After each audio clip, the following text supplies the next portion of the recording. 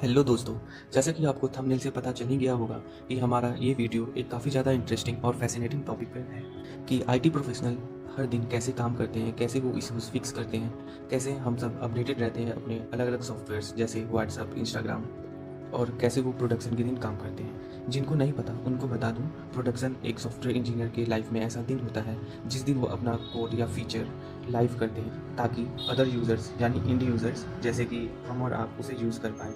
जैसे कि एग्जांपल, हम लोग आए दिन इंस्टाग्राम पर देखते हैं कि बटन की अलाइनमेंट चेंज होती रहती है।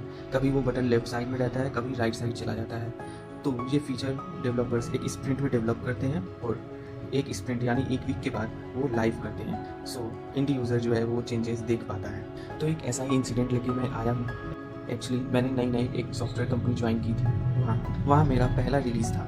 उस रिलीज़ में एक बग आया था जिसको मैंने फिक्स किया था। आज उसी के बारे में हम डिस्कस करने जा रहे हैं। तो काफ़ी सुबह का वक्त था। हम सब डिप्लॉयमेंट कंप्लीट करके बैठे ही थे और थोड़ी सी आराम कर ही रहे थे कि लैपटॉप पे नोटिफिकेशंस की साउंड्स हमें परेशान करने लगती हैं।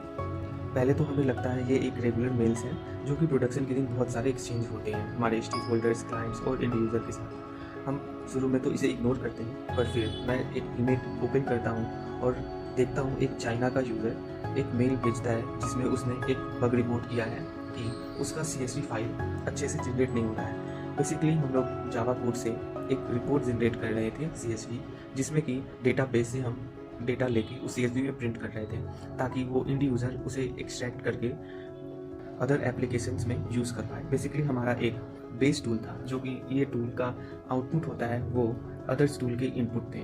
और जब हमारा ये बेस टूल ही नहीं चल रहा था तो अदर कोई सा भी टूल नहीं चल पा रहा था।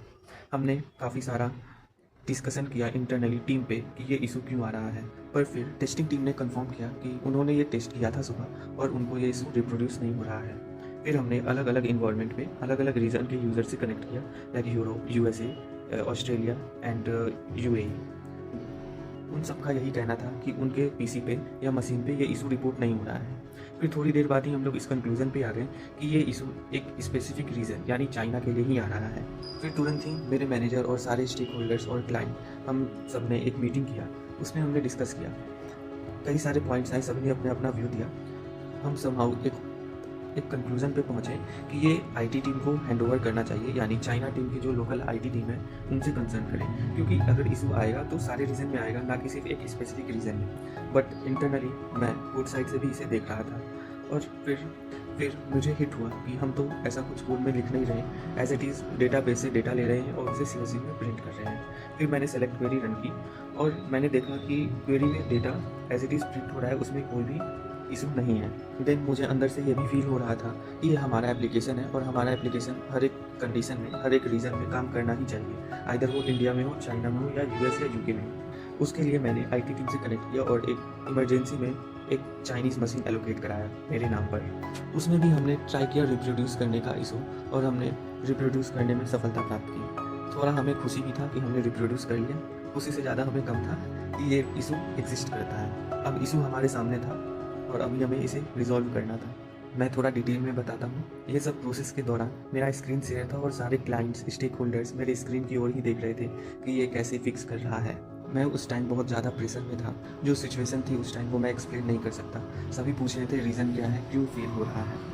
हम जानते हैं मैनेजमेंट वाले टेक्निकल बैकग्राउंड से नहीं होते, तो उनको रीज़न चाहिए था, एविडेंस चाहिए था ऐसा क्यों नहीं हो रहा है, ताकि वो अलग आगे मैनेजमेंट को फॉरवर्ड कर सकें। तो आप लोग बताइए कमेंट करके पहले कि ये इशू क्यों आ रहा होगा।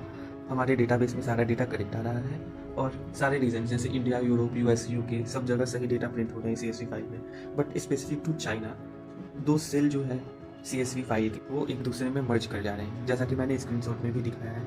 नेक्स्ट वीडियो में हम इसका देखेंगे proper code and solution and the previous code. Till then like, share and subscribe my channel. Thank you.